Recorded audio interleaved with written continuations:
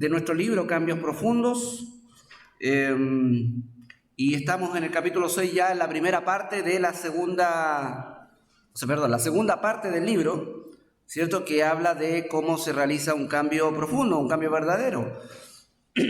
Hablamos en la primera parte de un cambio superficial y hoy esperamos, ¿cierto?, terminar ya concluyendo el primer capítulo de la segunda parte. Y hemos visto algunas cosas importantes. Por ejemplo, me avisan si sale ya yo no voy a estar ahí. Por ejemplo, hemos visto que cuando nosotros descubrimos los verdaderos deseos del corazón, en otras palabras, cuando nosotros descubrimos realmente cómo funciona nuestro corazón, es cuando nosotros podemos vislumbrar cambios en nuestra vida, ¿ya? Cuando nosotros podemos entender la dinámica de nuestro corazón. Es ahí cuando podemos nosotros entender cómo se cambia, ¿ya?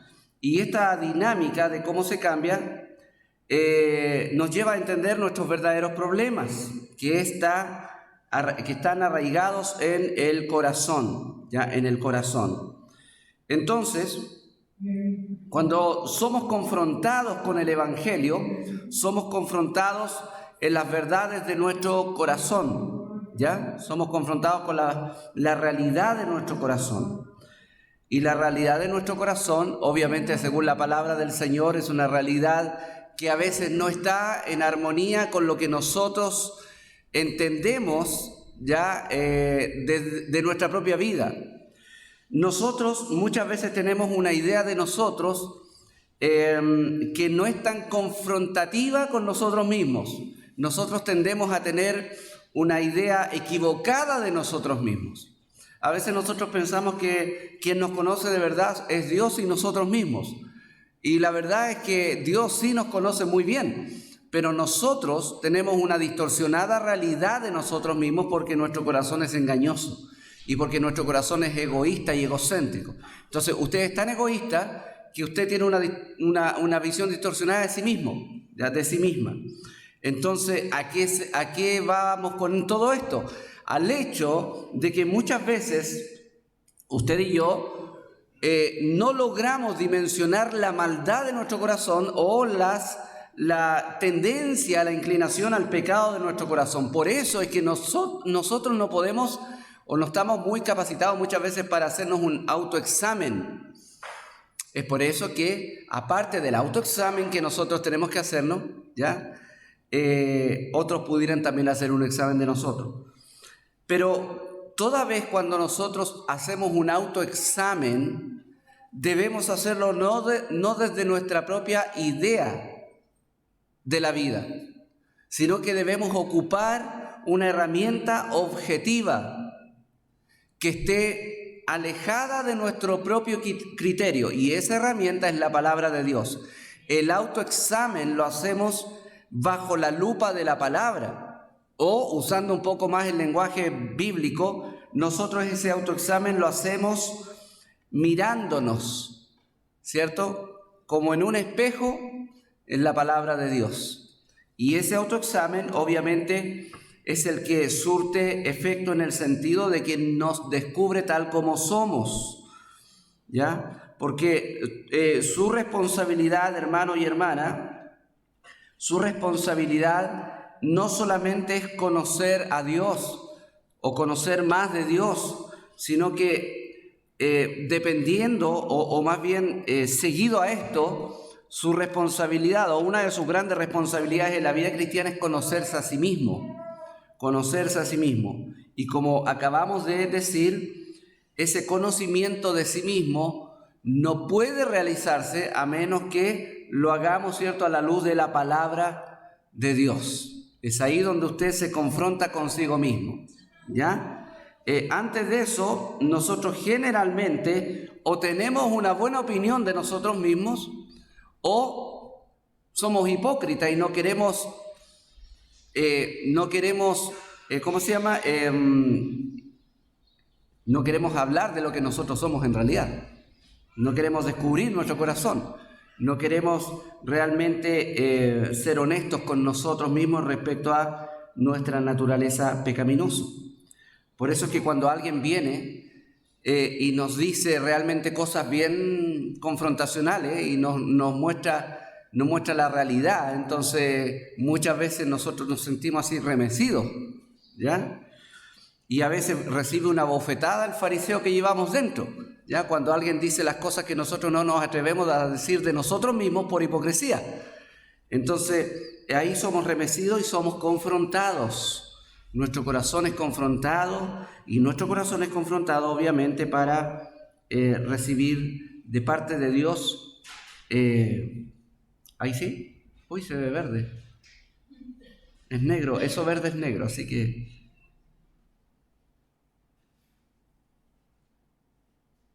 Yo no sé si es la conexión o el cable mismo, el cable parece. Ya. Entonces, ¿qué hace el Evangelio? El Evangelio confronta. El Evangelio confronta. Y nos confronta en el sentido de que el Evangelio quiere hacer algo más que confrontarnos. ¿Amén? Como decimos muchas veces, la buena noticia del Evangelio comienza con una mala noticia. ¿Ya? Por eso es que cuando nosotros hablamos el Evangelio con alguien, lo apropiado, antes de sumergirlo en el amor de Dios, debemos exponerlo a la ira de Dios, ¿ya? Porque esa es la realidad que el inconverso vive. El inconverso, hermanos míos, no vive en la dimensión del amor complaciente de Dios. El inconverso vive bajo la ira de Dios. Ese es su escenario de vida. Claro, viven happy en el mundo, hacen lo que quieren, pero está viviendo bajo la ira de Dios. El amor complaciente de Dios es solamente para sus hijos. Ahora, lo que sí ellos tocan es la gracia común, que también es parte de la manifestación del amor de Dios. Pero esa gracia común no ni garantiza ni sostiene una relación filial con los pecadores. Es una gracia que reciben porque Dios es bueno nomás, por eso se levantan cada mañana, por eso tienen salud, por eso tienen trabajo los inconversos, por eso tienen todo lo que tienen, por pura misericordia de Dios, pero no por el amor complaciente de Dios. ¿Ya? Eso es otra cosa. Entonces, nosotros necesitamos exponer nuestro corazón al Evangelio, porque es el Evangelio el que verdaderamente nos confronta. Amén. Y esto no estoy hablando de exponernos para convertirnos de nuevo. No, nos exponemos cada día al Evangelio para arrepentirnos cada día. Ya recuerden que la vida cristiana es una permanente y diaria vida de arrepentimiento. Amén.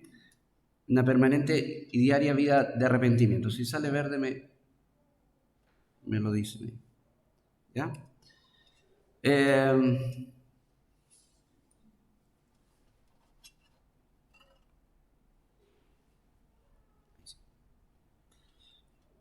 Otra cosa importante que entender, que ante esta realidad pecaminosa nuestra, debemos definitivamente entender algo, que usted y yo no podemos hacer nada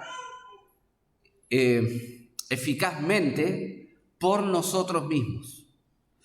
Digo eficazmente para diferenciar lo que sí nosotros podemos y necesitamos hacer, porque hay cosas que usted y yo debemos hacer y podemos hacer en esta santificación progresiva.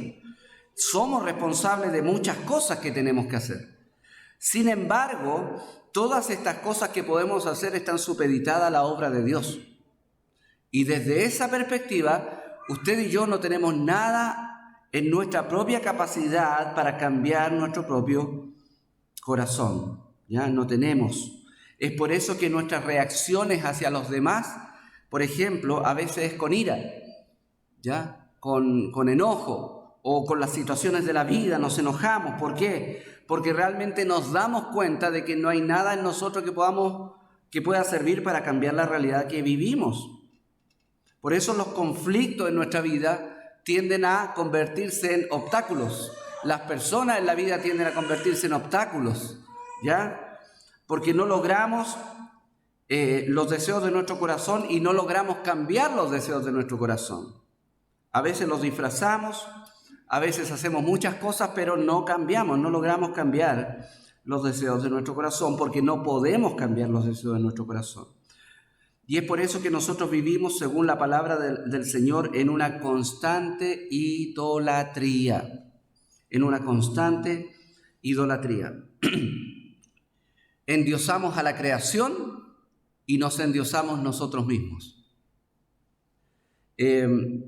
Hay una parte en un profeta, creo que Jeremías, no tengo la cita ahora, pero me estaba acordando de eso ahora. Jeremías. Y también hay un salmo también que habla de la misma manera, ahí lo buscaremos después, que habla de los idólatras, dice, y van a los ídolos que son ídolos muertos, que tienen boca y no hablan, qué sé yo, pero en el texto habla y es enfático en decir que los que siguen a sus dioses se parecen a ellos, Obviamente, desde el punto de vista del tiempo del profeta, está hablando en términos de que estos seguidores de ídolos tenían corazón, pero era de piedra, tenían boca, pero no decían nada bueno, estaban muertos espiritualmente en el lenguaje del Nuevo Testamento. Entonces tendían a parecerse a los dioses. Y obviamente este es un principio que sigue vigente hoy.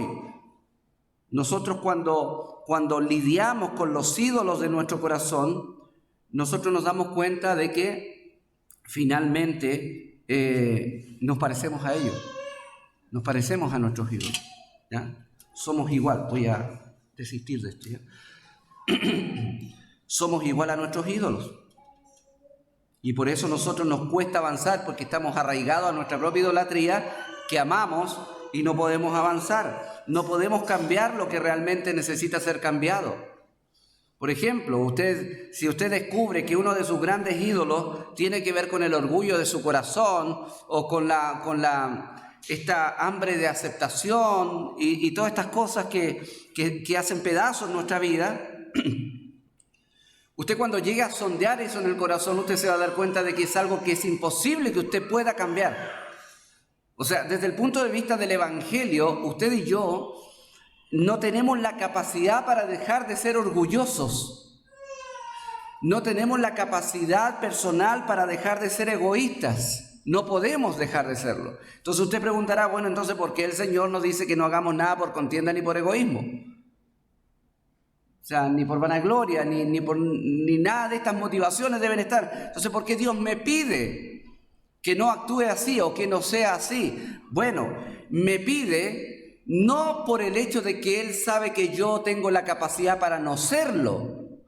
Me lo exige y me lo pide, me lo demanda, porque Él sabe que Él ha provisto todas las herramientas para llegar a avanzar en nuestra lucha con el pecado. Es decir, Dios no es que me dice que yo no debo ser orgulloso porque Él sabe que yo tengo la capacidad para dejar de ser orgulloso. Me dice que debo dejar de ser orgulloso porque Él me ha dado todo para poder dejar de ser orgulloso. ¿Me entiende? La demanda que Dios tiene sobre mi vida es respecto a las herramientas y a los medios de gracia que Él me da, no a mi propia capacidad. Por eso es que usted no avanza cuando dice, ya, de aquí para adelante voy a cambiar esto en mi vida, y se empeña en cambiarlo. Usted no va a avanzar en eso. Olvídese, va a fracasar. Salmos 69, 130, no, Salmo 39 creo que él dice ahí, o 69, ahí, por ahí está, esa dinámica de vida. Pero no va a poder cambiar. Pero si usted dice, yo necesito cambiar este aspecto pecaminoso en mi corazón, por eso voy a exponerme más a los medios de gracia, voy a seguir orando, voy a leer la palabra, voy a congregarme para que los hermanos me aconsejen, voy a pedir consejo, voy a adorar todos los días al Señor, voy a hacer acciones de... Cuando usted se expone y practica los medios de gracia dispuestos para usted, ahí es donde usted puede vislumbrar cambios. Porque usted está usando las herramientas que Dios le da, no su propia capacidad. Es como si usted me mandara, me dijera, Pastor Juan, usted puede hacer esta banquita de madera? Ya, le digo yo. Y miro alrededor y no veo nada. Entonces, no sé, le saco el respaldo a eso, le corto las patitas y trato de hacer algo. Pero no me doy cuenta de que atrás mío hay un montón de madera y hay un tremendo pañol de herramientas que puedo usar y yo no las uso. Así somos. Dios nos da todo para que nosotros podamos hacer aquello que Él nos demanda. Pero nosotros vivimos tratando de nosotros mismos hacer lo que Él nos demanda. Por eso es que los cambios no son una realidad en nuestra vida. De hecho, la conversión a Cristo, cuando usted se convierte a Cristo, esa es una experiencia de cambio. Cambian nuestros afectos, cambian nuestros pensamientos, cambian nuestras ideas, cambian nuestras conductas. Entonces, el Evangelio o la conversión es una experiencia de cambio en sí, que nosotros necesitamos evidenciar. Bueno, entonces, ¿qué podemos hacer para cambiar nuestra vida, nuestro corazón? Bueno, según Cristo, como Él dijo un día, nada. No podemos hacer nada sin Él.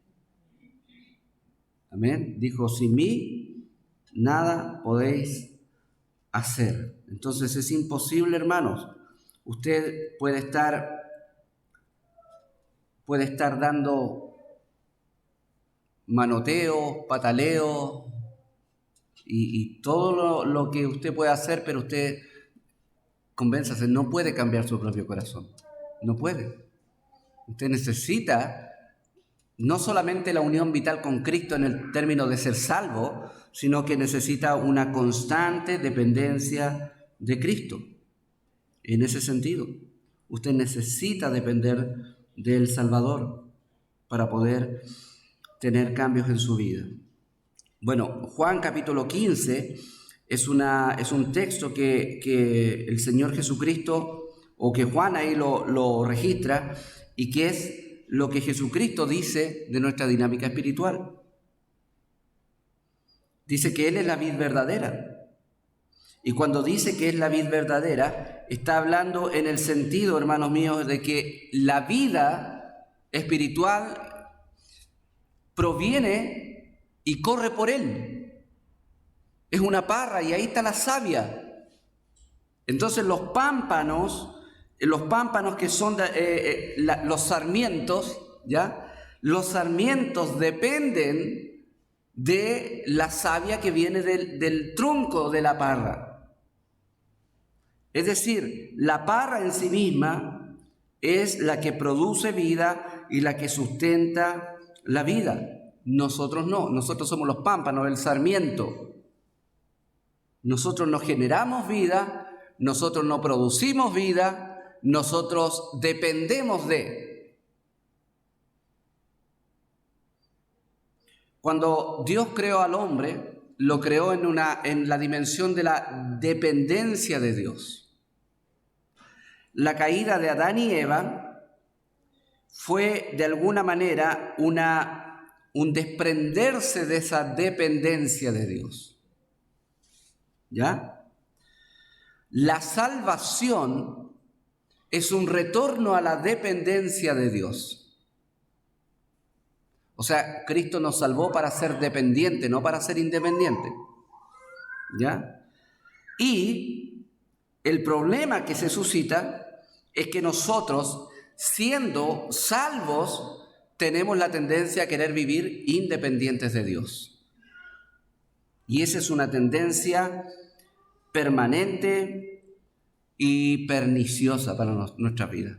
Porque usted, cuando quiere ser independiente de Dios, entonces va a caminar por la vida fracaso tras fracaso, frustración tras frustración. ¿Ya? Ojo que cuando nosotros decimos, cuando yo digo esforzarse por vivir independiente de Dios, no estoy hablando de dejar de hacer cosas para Dios. Estoy hablando de cuál es la relación vital que existe con nosotros cuando vivimos la vida cristiana. Y ahí está lo que mencionábamos en la primera parte del libro, que nosotros podemos tener una vida cristiana de mucha actividad, pero sin vida espiritual. ¿Me entiende? Sin vida, sin conexión con Dios. Entonces, nosotros pensamos, porque nosotros tenemos la presunción de que Dios está esperando mi buen funcionamiento. Yo antes funcionaba mal, ahora Dios espera que funcione bien. Y sí, la verdad es que Dios espera que funcione bien, pero lo que también espera Él es que yo entienda que yo no puedo funcionar bien en una vida independiente de Él. Y siendo cristianos, nosotros tenemos vicios mundanos. ¿Ya? Usted podría decir, pastor, yo no soy vicioso. ¿No? ¿A qué me refiero? A que cuando nosotros invitamos a alguien, por ejemplo, a la iglesia, muchas veces alguien nos dice, no, pero pastor, ¿sabe qué? Lo que pasa es que yo tengo problemas con el trago. Pero mire, yo cuando deje de tomar, que yo quiero dejar de tomar, cuando deje de tomar voy a ir a la iglesia. ¿Y qué le decimos nosotros? ¿Qué le decimos nosotros? ¿Ya? Que no puede dejar de tomar solo, ¿cierto? ¿Y qué más le podemos decir? A ver, evangelicémoslo. ¿Qué otra cosa podemos decirle? ¿Ya? ¿Correcto? ¿Qué otra cosa? ¿Ya? ¿Alguna otra cosa que podamos compartirle a este individuo? Sin trago, para que no se mande el show, ¿cierto? Ya. ¿Ya? ¿Correcto? ¿Qué más podemos decirle? Si nos dicen, es que yo quiero dejar primero el trago y después ir a la iglesia. Ya, pues los evangelistas, a ver qué le decimos. Exacto. Todas esas cosas son correctas. Todas esas cosas son correctas. ¿Cuál es el problema? Que nosotros cuando nos convertimos se nos olvidan todas esas cosas. Y empezamos a funcionar como funciona ese individuo. Pensamos que primero tengo que hacer esto para que Dios esté agradado, primero tengo que hacer esto otro, y como que estamos tan cortos con Dios que estoy pendiente en un cúmulo de materias con Dios. Entonces yo no, mire, si yo voy a servir al Señor cuando esté mejor, cuando esté mejor, pastor, voy a servir al Señor. Mire, cuando yo tenga más tiempo voy a orar más al Señor.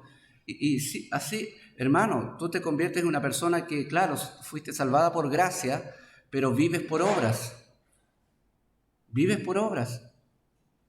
Entonces ahí hay que recordarte de nuevo el Evangelio. Amén. Que nosotros no solamente somos salvos por gracia, sino que también somos santificados por la misma gracia. Que somos llevados por la misma gracia en nuestro caminar por Dios, con Dios. Entonces, y en ese escenario, hermanos, se vuelve para nosotros sumamente importante estar unidos a Cristo. No solamente en esta unión vital, que todos los que somos salvos estamos, pero sí en esta unión vitalizante de todos los días. Hermano, cada día cobra tanta importancia esto que dice Cristo: sin mí nada podéis hacer. Nada podéis hacer. Entonces ahí debemos recordar lo que dice el Evangelio. ¿Entiendes? Ya caminamos por el tema del camino del cambio superficial. Ya vimos que es infructuoso y ya a nuestra conciencia debiera ser ahora vergonzoso ya querer insistir en el cambio superficial. Esto de cambiar la pura conducta nomás, sin haber cambios profundos en el corazón. Ya vimos que eso no resulta. Eso no trae ni dicha ni nada de eso. ¿Ya? Pero sí puede usted y yo podemos experimentar la realidad de un cambio profundo.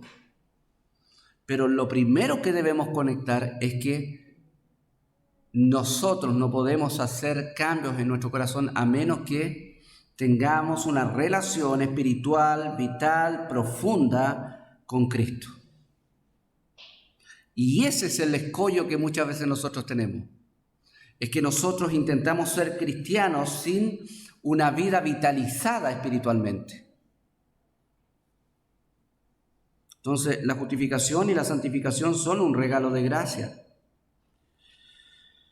Cuando nosotros miramos nuestro corazón a la luz de la palabra, debiéramos horrorizarnos. Por eso cuando alguien dice, ¿cierto? Un cristiano dice, bueno, dice, hermano, ¿por qué no ha ido a la iglesia? ¿Por qué ha estado decaído? ¿Por qué está actuando así, hermano? Y a veces dicen los hermanos, bueno, no, sí, bueno, sí, está bien, he cometido unos errores, pero bueno, Dios conoce mi corazón. Y, lamentablemente, Dios conoce nuestro corazón. A veces lo decimos así como para consolarnos, pero qué terrible es que Dios conozca tu corazón. Qué terrible es que Dios conozca cada rincón de nuestro corazón. ¿Me entiendes? Porque nuestro corazón es el recipiente no solamente de los cambios que el Espíritu Santo ha producido, sino que también ahí está arraigada nuestra naturaleza pecaminosa, aún lidiando con nosotros. ¿Ya? Entonces, y esa es la gran lucha de todo cristiano. El que definitivamente, el que ya de manera permanente nosotros reconozcamos nuestra pobreza espiritual. Nuestra pobreza espiritual. Solo cuando veamos nuestra continua pobreza espiritual, seremos conscientes de nuestra continua necesidad de Cristo. Porque finalmente eso es lo que nos pasa. Porque ¿qué nos pasa cuando, hermanos míos, comienza el día, avanza el día, termina el día y tú no oraste al Señor, tú no leíste la Biblia, tú no meditaste en la palabra, nada? Y pasa el lunes, y pasa el martes, y pasa el miércoles. ¿Qué pasa en tu vida? Bueno, muchas cosas, pero hay una cosa que está sucediendo. Tú no te estás dando cuenta cada día de tu necesidad de Cristo. Tú estás menospreciando a Cristo. Tú estás viviendo una vida idolátrica. Idolátrica. Y esto no estoy hablando de un tema de tiempo para eso. Ya hemos hablado de eso. No es que no tengo tiempo para leer ni tiempo para orar. Sí tienes tiempo para eso.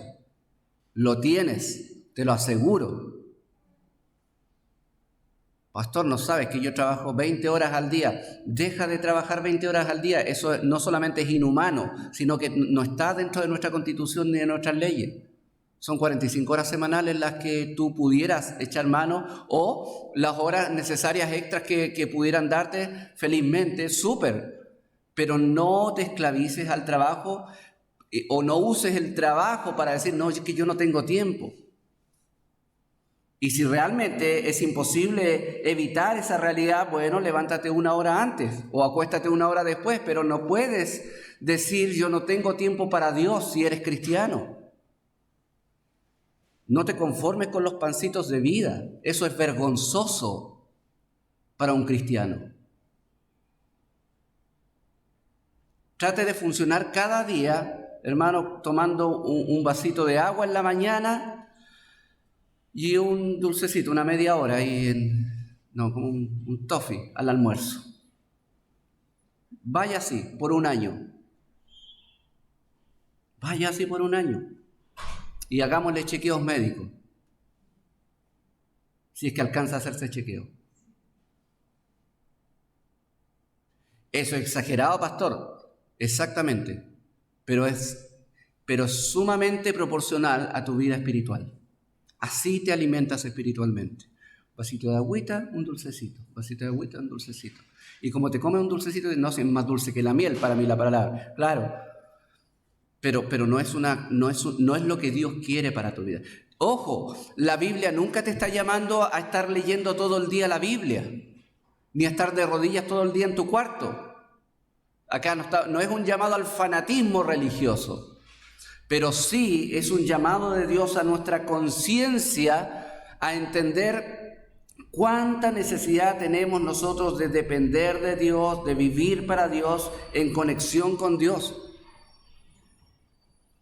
Por ejemplo, el apóstol Pablo le dice a los esclavos, le dice, ustedes que son esclavos, bueno, trabajen como para el Señor, no para los hombres, ¿ya? Como si todo lo que hagan lo están haciendo para el Señor. ¿Ve cómo tener a Dios en el trabajo? ¿Qué dice el salmista? Dice que hasta cuando se iba a acostar, los consejos y la ley de Dios estaba ahí siendo sus consejeros. Todo el día conectado con Dios. Y esa no es la realidad de muchos cristianos, lamentablemente. No es la realidad. Nosotros vivimos conectados con otras cosas. Por eso la cosmovisión de nuestra cosmovisión de la vida, por eso es distinta. Por eso no es espiritual.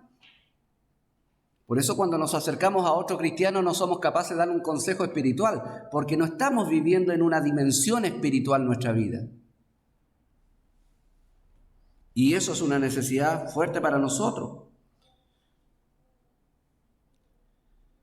Comprender y aceptar que somos fallidos, que somos pecadores, es lo mejor que podemos hacer, hermano. No defender nuestra propia justicia. Porque para nosotros, hermanos míos, desde esa dimensión, desde ese escenario de vida, para nosotros es imposible cambiar. Es imposible cambiar. Y nosotros lo hemos visto. Yo y seguramente usted ha sido testigo de personas que llevan años en el Evangelio y nunca cambian.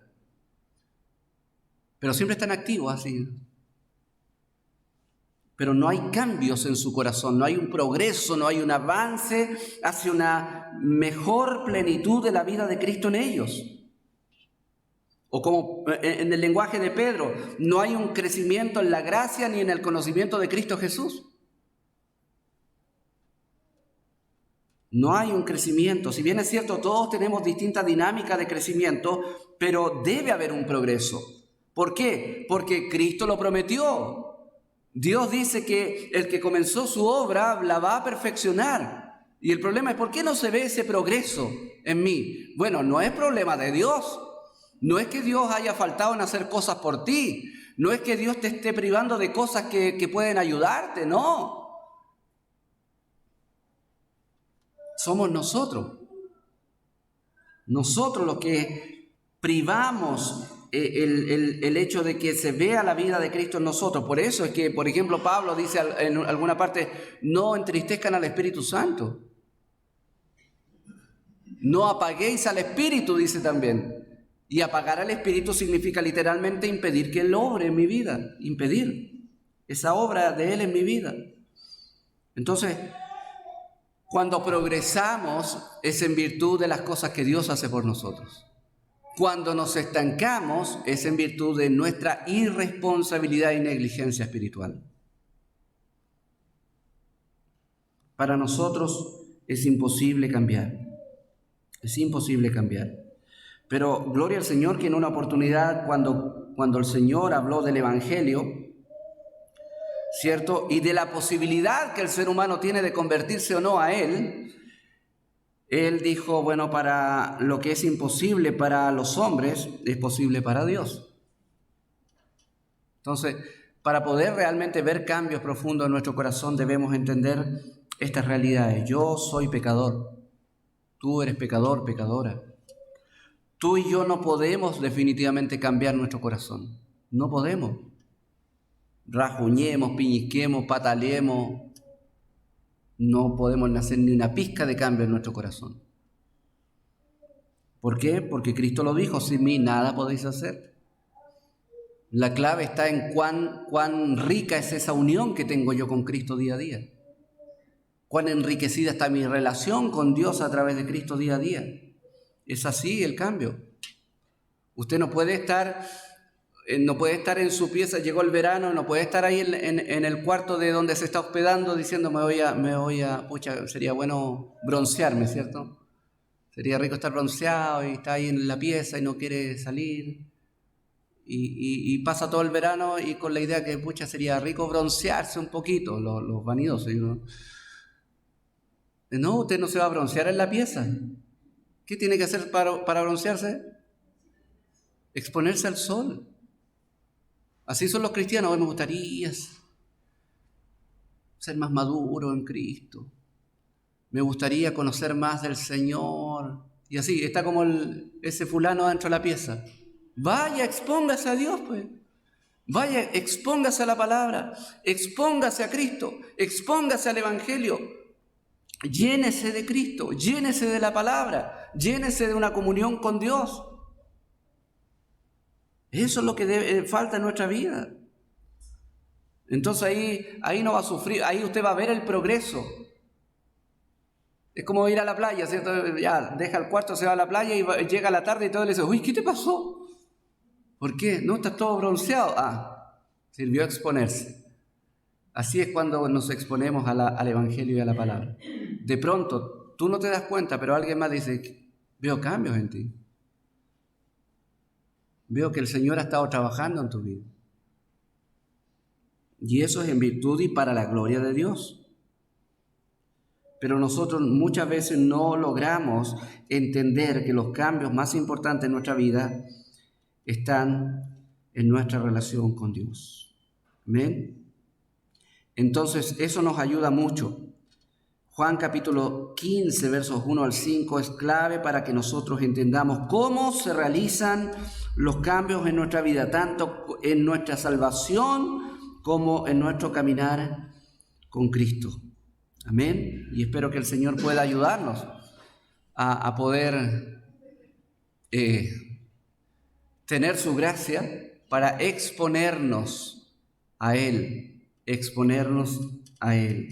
La diferencia, la distancia que hay entre un cristiano responsable con su vida espiritual y maduro de un cristiano negligente e inmaduro, muchas veces la distancia que hay entre uno y otro tiene que ver con cuán necesario veo yo día a día mantener mi unión con Cristo, mi unión espiritual en el sentido de vitalizante o revitalizante a través de la obra del Espíritu Santo.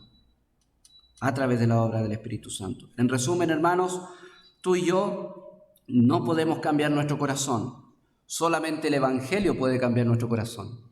Pero para que el Evangelio pueda cambiar nuestro corazón, tú y yo debemos ser responsables con cada día mantener nuestra visión de nosotros mismos correcta. Soy pobre espiritualmente, y una dependencia permanente de Cristo y de todo lo que Cristo nos da, es decir, sus medios de gracia, su palabra, la oración, la comunión con los santos, la adoración y todo lo que Él nos provee para crecer en Cristo. Amén. Que el Señor nos ayude en ese sentido para poder tener cambios. Amén.